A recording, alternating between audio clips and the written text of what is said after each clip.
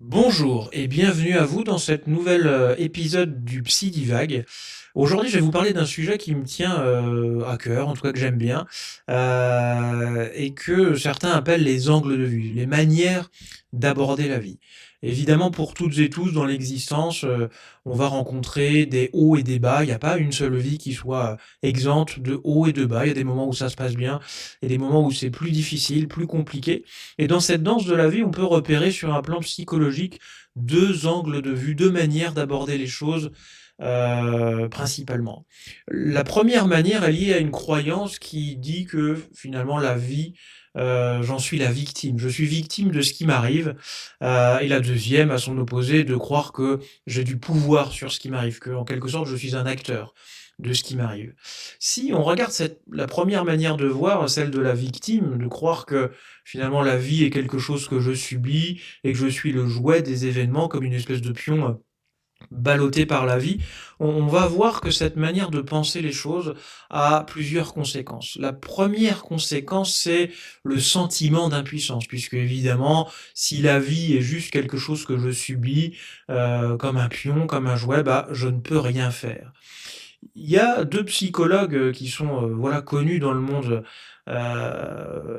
universitaire notamment, qui sont des psychologues américains qui s'appellent Edward Deci et Charles Ryan, voilà, qui travaillent à l'université de Rochester aux États-Unis, dans l'État de New York plus précisément là.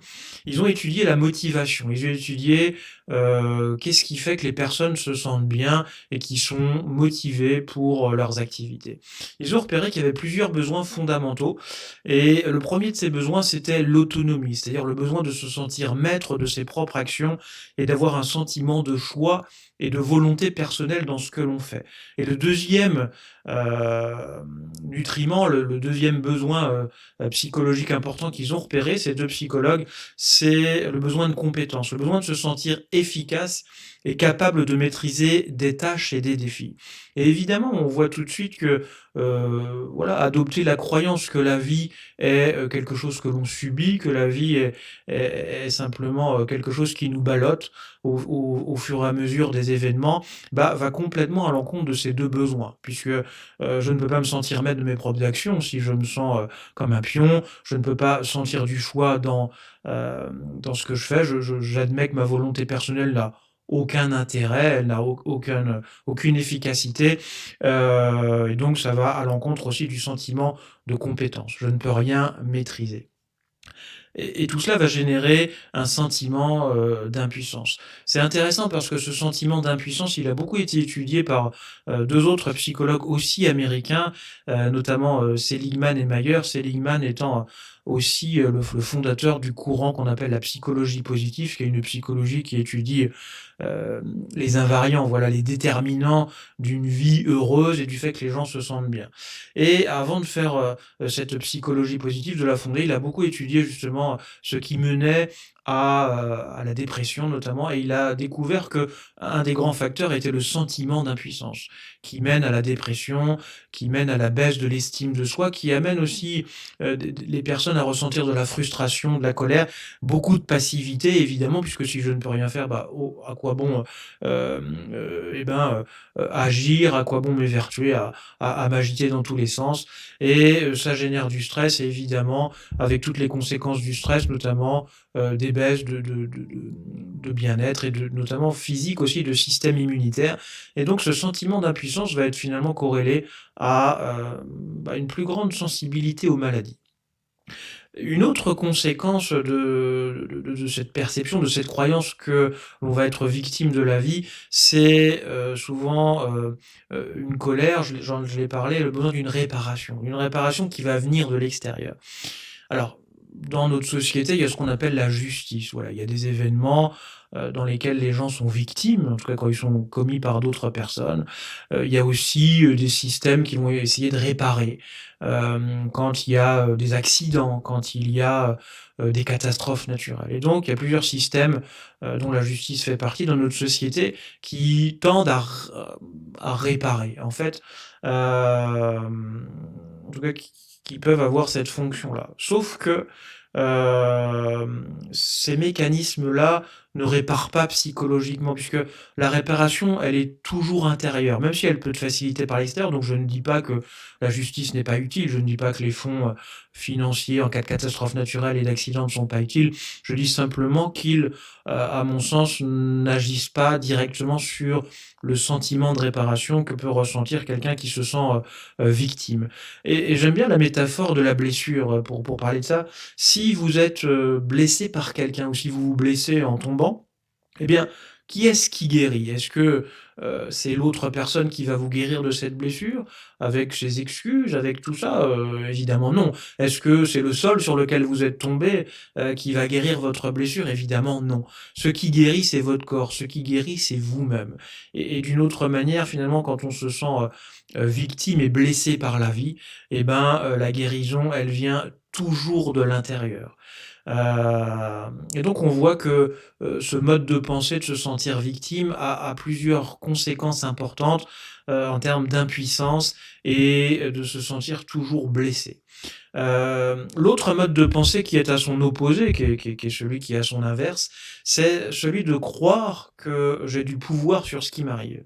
Et contrairement au mode victime, ce mode «pouvoir» entre guillemets permet d'envisager les choses, d'une autre manière et surtout par rapport aux événements de se retourner vers soi, à chaque événement et de chercher les moyens existants qu'on va, avoir pour vivre et dépasser, des situations difficiles notamment, des défis, voilà, des moments de vie, particulièrement douloureux. Et donc, dans ce mode pouvoir, l'idée n'est pas de penser que je contrôle tout et que j'ai du pouvoir sur tout ce qui m'arrive. En fait, il s'agit de pouvoir délimiter 2 zones, ce qu'on appelle notamment en PNL, notamment et ailleurs aussi, la PNL, c'est la programmation neurolinguistique, donc je parlais des 2 zones, la zone qui va être sous contrôle et la zone qui n'est pas sous contrôle. Il y a, une citation que j'aime bien, alors j'ai cherché en préparant cet épisode, j'ai vu qu'elle était attribuée à un certain Reinhold Niebuhr, que je connaissais pas, qui est né en 1892 et mort en 1971. C'est un Américain, alors c'est un théologien, protestant, donc quelqu'un qui, étudie, voilà, ce qui va être lié à la religion, aux textes sacrés. Et voilà, je pose un peu le contexte parce que la citation fait intervenir Dieu et mais je la trouve intéressante parce qu'elle parle de ces 2 zones qui sont, la zone sous contrôle et pas sous contrôle et cette citation dit la chose suivante donc Reinhold Niebuhr s'adresse à Dieu. Il dit: «Mon Dieu, donne-moi la sérénité d'accepter les choses» Pardon, il dit: «Mon Dieu, donne-moi la sérénité d'accepter les choses que je ne peux changer, le courage de changer les choses que je peux et la sagesse d'en connaître la différence».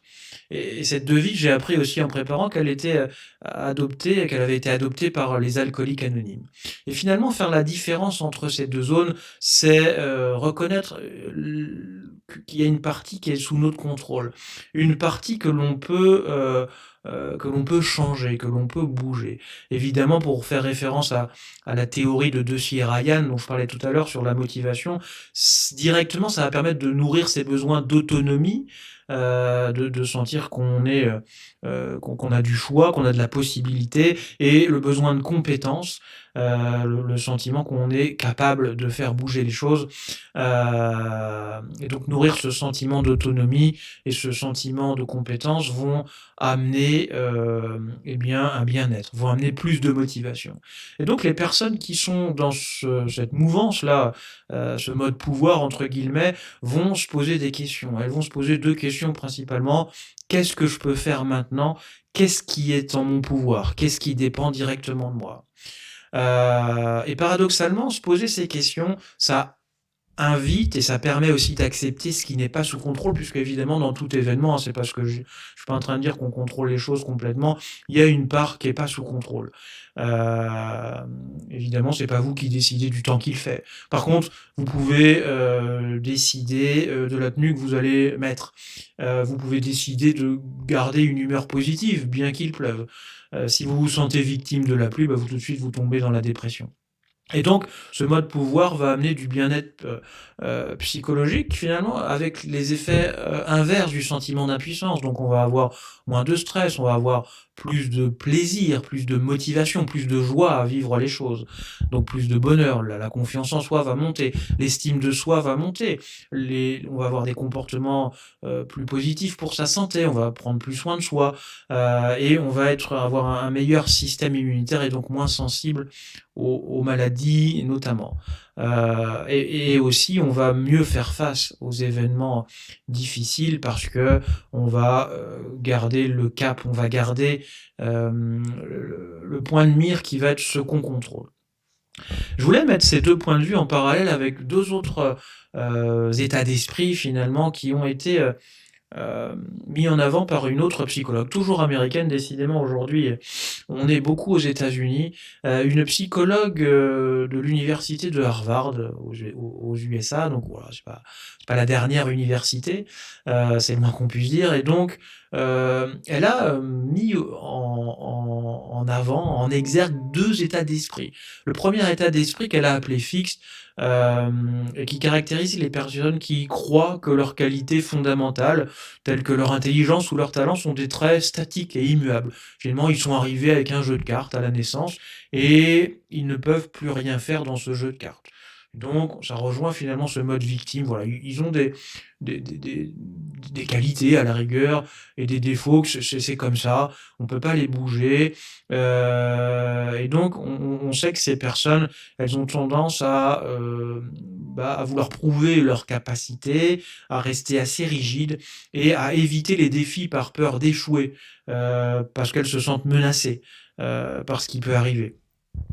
Parce que finalement, ce qu'elles ne réussissent pas est lié à leur manque de qualité.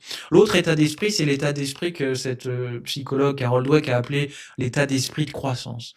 Les personnes qui ont cet état d'esprit croient que leurs capacités, elles peuvent être développées et améliorées grâce à leur engagement, grâce à leurs efforts et leur persévérance.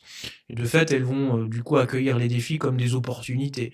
Elles vont apprendre et grandir, persévérer face aux obstacles, trouver l'inspiration dans le succès et considèrent que l'effort, c'est essentiel à la maîtrise. Et donc, elles vont être finalement un peu dans cet état d'esprit que j'appelais tout à l'heure ce mode pouvoir.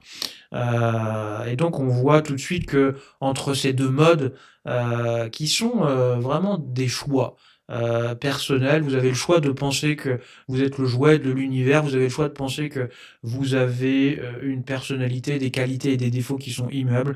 Vous avez aussi le choix de penser que vous avez du pouvoir et que vous pouvez croître. Et on voit bien dans la nature que finalement, rien n'est fixe, que la nature a fait son choix, elle a adopté un état d'esprit de croissance, elle a adopté un état d'esprit de pouvoir. La vie est sans cesse en mouvement, la vie se sert des difficultés pour croître. Les plantes deviennent plus fortes quand elles survivent aux intempéries, aux difficultés. Et donc, je vous invite donc à adopter un état d'esprit de croissance, un état d'esprit de pouvoir, en adoptant vous aussi cette citation, en tout cas cette prière qu'avait appelée le théologien Reinhold Niebuhr, qu'il a appelé d'ailleurs la prière de la sérénité, et que je vais vous rappeler. Vous pouvez enlever comment je veux dire, la référence, pardon, à Dieu, mais adoptez cette phrase pour vous. Mon Dieu, ou la vie, donne-moi la sérénité d'accepter les choses que je ne peux changer, le courage de changer les choses que je peux, et la sagesse d'en connaître les différences. Eh ben, sur cette prière de la sérénité, je vais terminer ce message. Je vous souhaite une bonne continuation, je vous souhaite le meilleur et je vous donne rendez-vous dans un prochain épisode du Psy Divague.